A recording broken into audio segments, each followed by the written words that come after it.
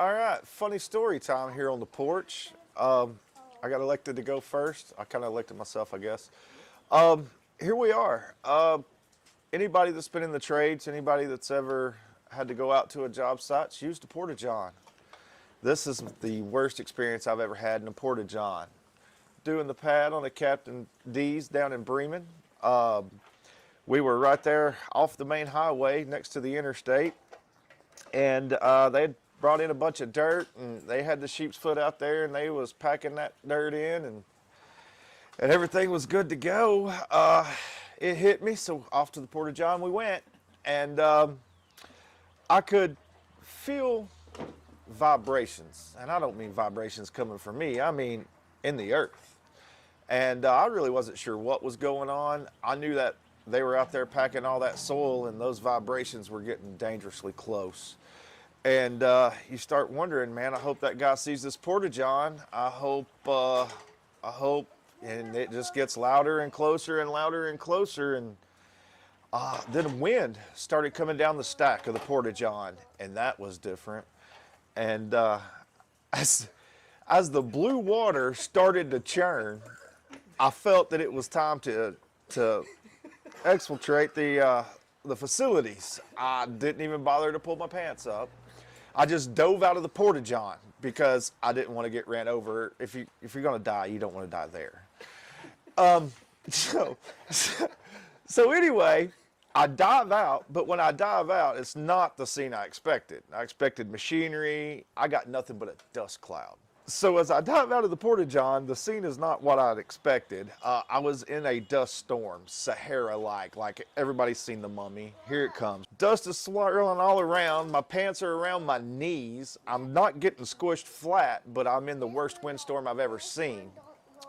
I roll over and I look up, and through the glass bubble of the floor, I could see the life flight chopper that had staged before it went to land on the interstate where there was a crash. Had staged above that porta-john. That was the wind coming down the pipe. That was the dust storm.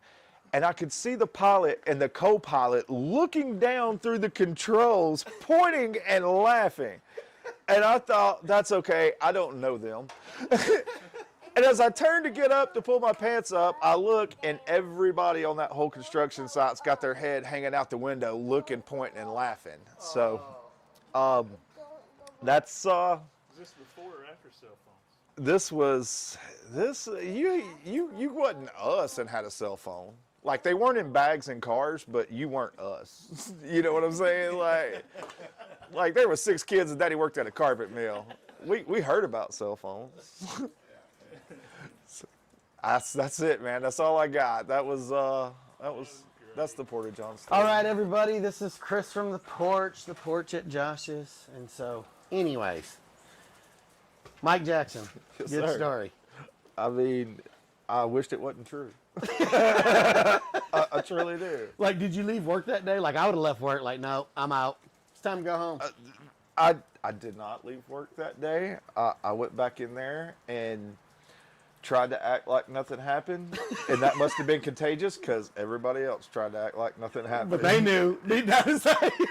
I mean, the good news is the job site was about 60 yards from the porta-john, so nobody's seen it from there. Right. Just the immediate. Yes. You know what's funny, though, is thank God at that time nobody had phones. Because you'd have been TikTok famous, dude. Oh, Whether I you liked would've- it or not. Listen, if I was that pilot and I had a cell phone, hold you hover. Yeah, let's hold do you it hover. Honestly, I would like to think that the pilots almost intentionally staged Yeah. over the Yeah, because porta-john. you'd be like, I get it. I'd have done the same thing. Well, my thing is, rotor wash, is it going to blow over?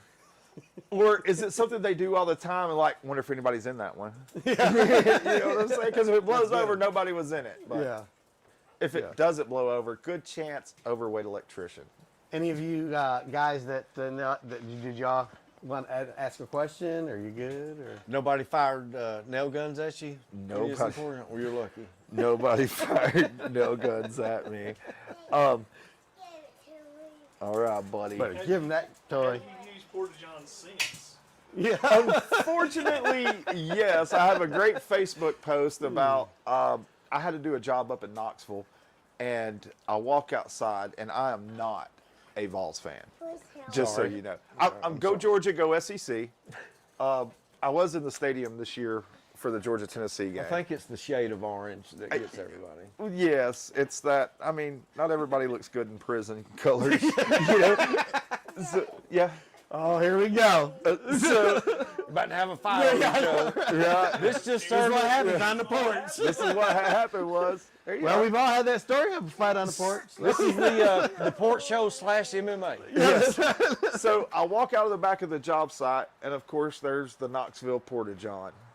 And it is white top, straight orange, right? Yeah. So I tagged myself at Neyland Stadium. That's pretty good. That's pretty good. That's funny. That's the time I used the Porta-John since then. That's actually pretty awesome. No Not problems yet. with that. That's Not good. yet. We'll go in second, baby. All right, well, I'm sorry, LJ. I didn't mean to interrupt you. He's counting for you. 10. He said 10. Yay. Listen. Can we do the super secret handshake? Give me 5. No, here. Let's do super secret handshake. Yeah, I want to see that. Boom. Boom. Boom. Boom. You didn't do it right. It's not secret. Boom. Yep, Yeah. I know the secret. No, I'm selling it for $5. You give me 6, we're good. Nice. Anyways, Mike, I appreciate you being part of our first show. That's good. I appreciate Listen, that. Here on the what a porch. great group of guys, and I always get humbled when I'm asked to do stuff Yeah. like this with you. I hold you guys in high regard and high esteem, and I really Family. do. I really do appreciate the invites that I get to these things, Mm-hmm. and you know, sometimes we're on daddy duty, and Oh, and that always comes. If you notice, nobody said, we're good. That's part, yep, that's right. This is real life on the porch. I These missed kids mine play. when she was that age. Right. You know? Yeah, play. I want it noisy. Yeah. As a father with 7 kids that are all gone, I miss it. Wish I had the You know what I'm energy. saying? Kill that. I wish I had the Sorry. energy for No, you're 7 good. kids. Right. That's a hard job, So, but no, I Give me a appreciate second, it. baby. And LJ, he can do what he wants. He's good. You know, you don't want to open that. That's gonna make a mess. He knows that. Ain't that right, LJ? Say that's right.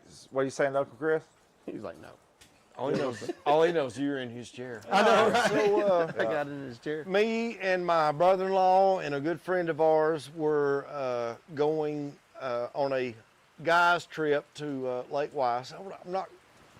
There we go. So we were on a guys trip to Lake Weiss.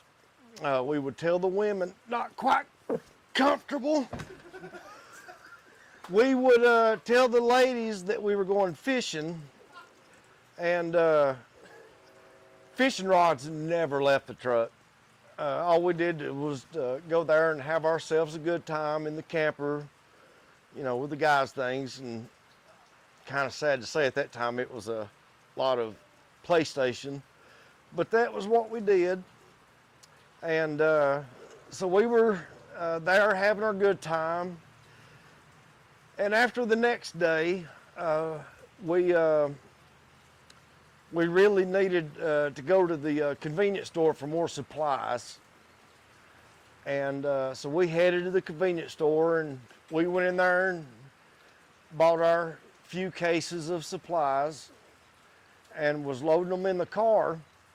And about that time, this Jeep rolled up with steam was just pouring out of the hood of it. I mean, just pouring out. And about that time, this lady got out of the Jeep with these little bitty cut-off jean shorts and a bikini top.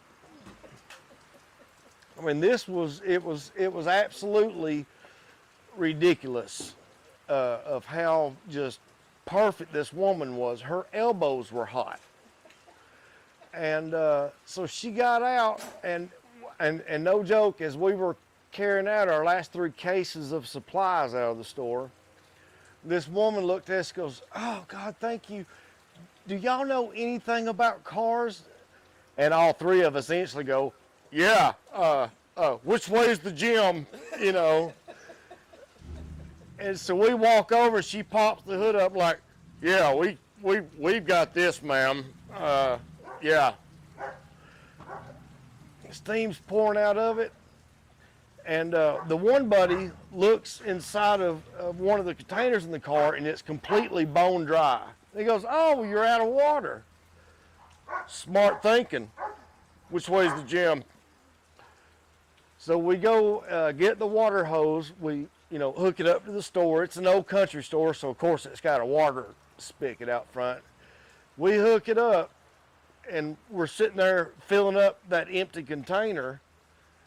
Of course, still trying to impress ourselves. What's your portfolio like? I don't know. I didn't check it on the way to the gym. And so they get it filled up. She's about to shut her hood, and I noticed something at the last second. We didn't refill her radiator. We damn refilled her windshield wiper fluid. And she closes the hood, and at this point, I was too embarrassed to say anything to her. I was like, guys, we've got to get out of here. But no, she's pretty hot. No, guys, we got to go. So we sent her right on her way. And I really did feel bad about me not saying nothing about it. But I figured if you step out of a car looking like that, you're really not going to have any problems receiving help on the side of the road. It's a short one, but that one stuck with me. All right. Thank you. All right, everybody. That was Clay's. Clay. Yes, sir. So you guys just didn't fish. You just. No, we never fished. That's the part that I'm surprised. Like, I get seeing the hot chick, but Forget the fishing. Tell me more about her. like, what was y'all doing? No, I am a fisherman. I will do anything to fish. But it was just one of those trips where the guys had to get away. Yeah, the vices were more important. Yep, I got you. Unbelievingly. So, like when she left, you were just like, man. We sent her off in the distance. I was like, about 5 miles down the road, she's gonna be right back on the shoulder. But she was. But that could have made somebody other guy's day. Like, hey. She was gonna have AAA and like 15 other people like wrecking to go help her. There was going to be no trouble in that. That's funny. Yeah. That's funny. Yeah. It was. What question was you gonna ask? I forgot. What about Corey? Do you have any questions? I ain't got none right now. All right. No, she was. It was like Megan Fox. Yeah, she looked good. Yeah. And we all have them stories. Yeah. It was. I know how that is. And that's the reason. When she took off, and I was like, God dang, we need to stop her. And I was like, she will have no trouble in finding somebody to help her whatsoever. We're good before I look like a dummy. But she left just as much as you remember this. She's telling, like, girl, let me tell you about this dumb. You know what I'm saying? Let me tell you about this dumbass. You know what I'm saying? My windshield was clean as And as that's everything. how I met Jimmy. He was the true hero. You know what I'm saying? So hopefully it worked out like that. She's probably married to that. Yeah. So dude. If you hear the story and you're welcome. Yeah, you're welcome. Or I'm sorry. You're welcome. Right. Depending on which way you look at it. Yeah, but All right. Hey, we appreciate you coming to the story, Clay. No Thank you problem. very I much. enjoy being here. This Yeah. has been fun. Yeah. Well, hopefully you can help. We'll get on it again. We'll discuss different topics like we said in the beginning, and we'll figure it out. 10-4. The porch is always open, right? This story is back in the 80s. I was living in Flint, Michigan. I'm the third brother of 5.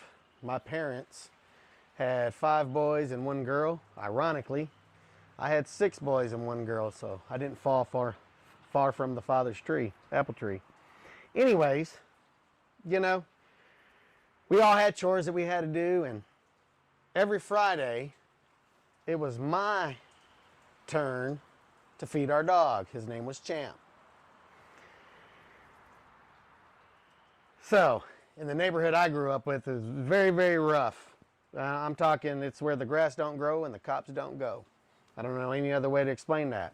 In fact, if you were in the neighborhood and you actually had a telephone, you were considered rich. So let me just paint the picture for all you young kids that don't realize this. If you're young and you're watching this, so you can call around the world right now for free on a prepaid phone from Dollar Tree. It's just that simple. Back then, if you had a home phone, you was rich in the neighborhood I grew up with. And then long distance was the next county over. And then it cost you. Especially if you had a girlfriend lived a county over. Parents would kill you. Shut the phone off.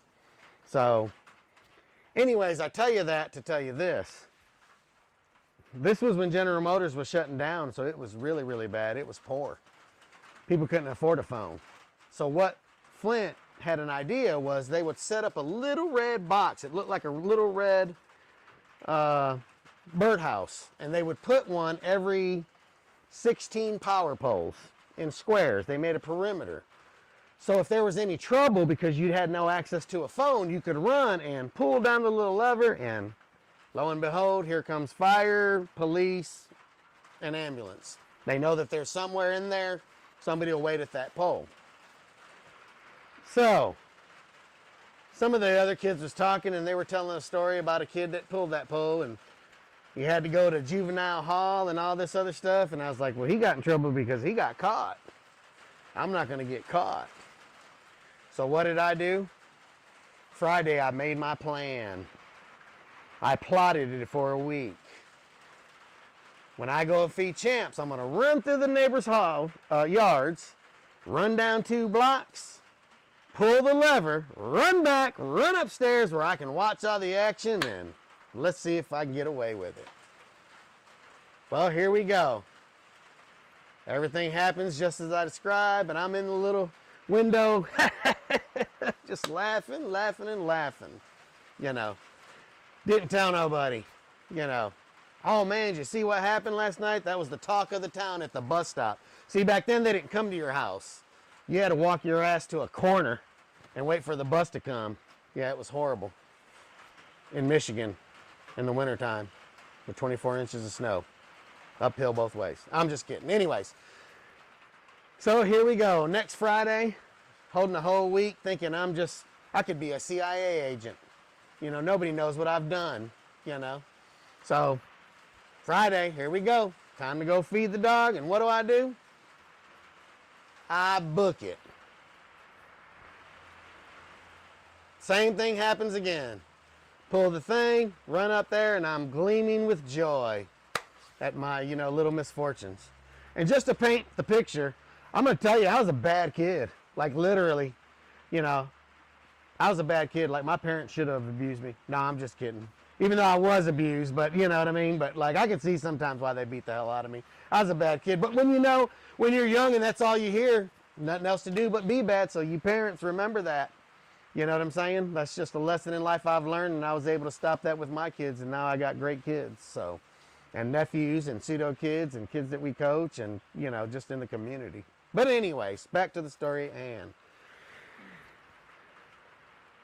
it comes to the point where you're like, man, I wonder if anybody knows or any has an inkling. So you're at the bus stop. Did they say who they thought it did it, or da-da-da-da-da, and, nobody know, but we know it happened because everybody's seen it, Well, lo and behold, third time's a charm. Here I go. I'm looking like, at that time I was like 7 years old. So, I've watched the reruns of Staying Alive. So I'm like John Travolta with the paint can running through the yard. I'm running smooth. I'm walking down the sidewalk. Here we are. We're at the little red box. I jump up, pull it. 10 seconds later, making my escape. Here they come. It was like they caught El Chapo. They was waiting for me.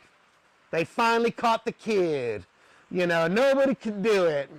People, this is going to be promotions. You know what I'm saying? They couldn't believe it was a little punk kid. They thought it was a teenager. And they got me. So here we go. You're going to jail. Now here comes the stories. Like I said earlier, kid got caught, went to juvenile hall. I'm done. When you're 6, 7 years old, that's life in prison. You're only 6 years alive. on earth. You know what I mean? So, anyways, so here we go. They pull up to the house, and my dad's shaking his head. Now, my dad, just to paint the picture from you, he was born in 1929. He was born in Odessa, Texas. He was Mexican as Mexican to be. So he talking with the accent, you know what I'm saying? As soon as the cop locks me up on the porch, I already got that scared to death pause crying, where you're crying and you're like, you can't even talk. You guys remember that. If you ain't got your ass beat, then you ain't got good parents. I don't know what to tell you, But it's that pause cry. It's when you got that. And I didn't even get beat. I was just that scared. I knew his life in prison. I was going to go say goodbye to my dad and my parents. You know what I mean? So we get up on the porch. Oh, son, mijo, what did you do? And then they tell, So what did I do? Immediately. I didn't do it the first 2 times.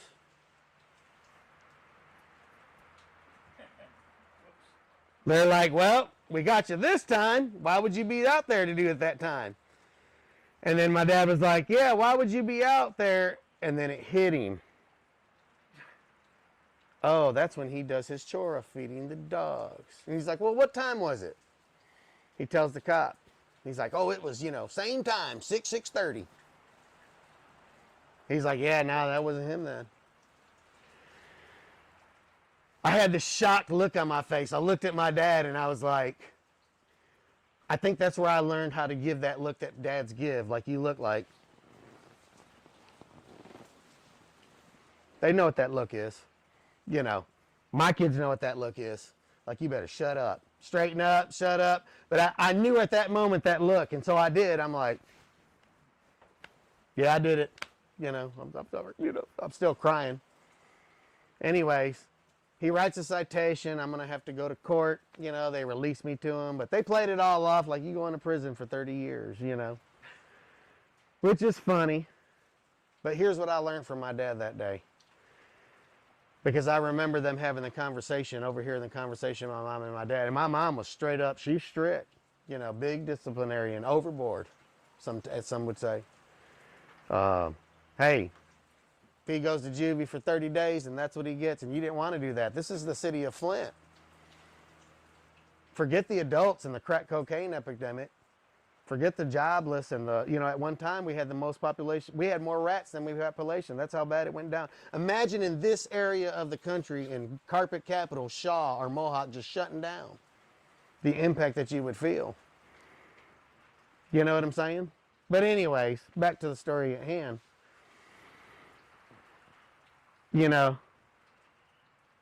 Like I said, my dad was born in 1929. He lived to be 93 years old. So hell, back then, he was old. He couldn't fight my mom on a lot of things, but there were some things that he did, and he fought her on that. He said, we are going to fight this. And it ended up being a $25 fine, which back in that day, $25 was a lot of damn money. People didn't have money like that. You put somebody in bind. Remember, you couldn't even afford a phone. That was $25 a month. You couldn't even afford that. But I learned from my dad that day. I knew I was wrong. But my dad taught me that no matter how wrong I was, that I was his son. And he wasn't going to let him get everything that he can give to me. We paid the fine. We did what we were supposed to do or whatever. But anyways, it's a funny story because I look at that and I think, boy, what a dumbass. What was you thinking? But that's what we do. You know what I mean? That's what we do as kids. And, we've heard a couple of other people tell stories and everything. And it's just, life happens, guys, whether good or bad. That's something serious, They did make a great point. I could have prevented them from putting out a fire. I could have prevented them from back up with a cop. I could have prevented, you know what I'm saying? And like I was saying earlier, at that time, Flint, Michigan had the highest, and you can Google this, guys. It's worth a Google. It's worth a Google, like that movie says. But anyways, we had the highest crime rate on the continent. The continent. I mean, I know I'm Mexican and everything, but bro, that's worse than Mexico. You know, I mean, it is what it is. I'm just being real. You know, that's crazy. So, you know, but anyways, that's my story. I hope you found the funny part in it. That's always funny when, you know, we had a kid up playing on our baseball team. He got hurt. I was like, hey, get a knife. Anybody got a knife? Let's cut his arm off. That's part of being fathers. You know, I do it all the time. My grandbabies get hurt. Oh, yeah, let's cut it off. Let's get it. Go get me the scissors. You know, so you got to torture them some. But also remember that kids do listen. I'm glad I got to experience that with my father. That's one of my fond memories that I'll always remember. So I'm going to tell you a little funny story about me and Josh. That's not really a funny story. To me, it's just a regular story. But anyways, I like the story. Should I be nervous? No, never that. Me and Josh were trying to figure out how we met because, like, we couldn't figure it out. And here's what the conclusion comes to, that we met through another brother of mine named Joe Yother. Sorry, I got to get that mic right. But anyways, excuse me. Joe Yother is a family friend. My kids call him Grandpa Joe. And it's kind of weird. It was when we started the restaurant, it was almost like a changing of a guard right there. Like, there was big mass exoduses from the sheriffs and the state patrol and the city. It just wasn't a good time. And then, you know, Joe got shot, unfortunately. You can Google this. His name is Joe Yother. I mean, who would have thought in Calhoun, Georgia, you know, any cop would have pulled a lady over and eaten their ice cream like, what are you doing? You know, I mean, you know, but that just goes to show you life can change at any moment, at any time. It don't have to be in a rough city. It don't have to be in the mean streets of Flint or Detroit. It could be right here in peaceful Calhoun. So, but it was almost like a changing of the guard for me. Anyways, like, because all of a sudden then Josh is hanging out at the restaurant and then we meet his family and everything. And, you know, I kind of look at it like this. That was a rough time, them 2 years. You got to think, you know, we had the restaurant. It was hectic. You know, parents both dying within 7 days from each other. COVID hit. So, you know, it kind of makes you wonder how things just kind of like move into a spot. And like, to you or to most people, like, oh, it's wild how they met. You know what I'm saying? But to me, it's like, dude, I needed a brother. You know, like I needed a brother at those times. And, you know, I got that with you. Right. You know what I'm saying? Like, I got that with you. So, just want to tell you, you know, for you and your family and what you guys mean to me, and, you know, and a lot of these guys, Keith, Mike, Poe, Young, all these guys, Haley, you know, the people that know me, you know, I would do great things for them, you know, that I love them. And I'll also do great, horrible things for them too. So just remember that. All I can tell you is don't mess with none of my peoples, you know. You're Uncle Ramos. You know what I'm saying? Yeah, I feel like I'm Uncle Ramos to him, but to me personally, he's like my grandson. You know what I'm saying? I'm like Pops. Yeah. You know what I mean? He's like, you know, I mean, and Kinley is like my young queen. You know, every time I see her doing her plays, it's just a joy to watch. Watching these kids, you know, Keith's kids, and you know, you're following the second path to keep me and Keith coached for 6 years. You know, it's you build these relationships with people that you trust. Just like the other day, we had the practice, and I told the guys, I said, hey, do you guys want to know why I actually picked you guys to be assistant coaches? I said, because you were out there playing with your kid. We were here 30 to 45 minutes earlier. That's why we picked you. I don't care if your kid's good. I want a father that's going to spend time with his kid. You know, this is why we picked you. I don't care if you know baseball. I don't care. That doesn't matter to me. You know, so, you know, anyways, that was pretty much how we met. And I couldn't remember, but, you know. It took us 6 years to figure out how we met. I know. We just figured it out yesterday. It was with Joe. You know, it had to be. Yeah. You know what I'm saying? Yeah. But, you know, I don't know. So I look to more shows. Thank you for having us as a host. I hope it gets big where we'll have people and that's it. Hey guys, this is the inaugural episode of The Porch. What is The Porch? The Porch is where, like literally, where real life happens. You know what I'm saying? I mean, and it's sad to me because it seems like the generations are getting away from that. And but it's where we've had some good conversations. The porch that we're at is my buddy Josh Justice's porch, and he's allowed us to film over here. This porch has meaning to me. Future plans are discussed here. There's literally been everything from tragedy to successes discussed on this porch to literally family cookouts to business deals. There was one tonight that happened from a couple of people that had to get in touch with each other. So I will want to warn you, this episode won't have that much stuff, but this is for mature audience only. We don't want anybody that comes on this porch and tells their story, we want them to be able to tell it like it was and how it made them feel. So, you know, I will say this, that anybody that tells a story on this show is their own opinion, not of opinion of ours. We have our own opinion, you know, whether good, bad, or indifferent. But we'll do different kinds of programming. Some will be tragedy, some will be success. Today it was funny. We just wanted to be fun and have a good time, and so there's people from different backgrounds, different cultures, different walks of life, different ages, and it's good for everybody to get together. But, you know, what I really enjoy about this is the camaraderie during everything that happens. You know, and we'll start recording. You can see some behind the scenes views. But anyways, I just want to thank Josh Justice for letting us do this. And like I said, it's called The Porch. Anything goes, and we'll tell stories and then have discussion afterwards. And I hope you guys enjoy it. And if you have any ideas, feel free to hit us up. We're going to be on TikTok, Instagram, Facebook, pretty much on everything. You'll know you can get it. Definitely YouTube. So check us out on The Porch, and we appreciate it, and you guys enjoy the show.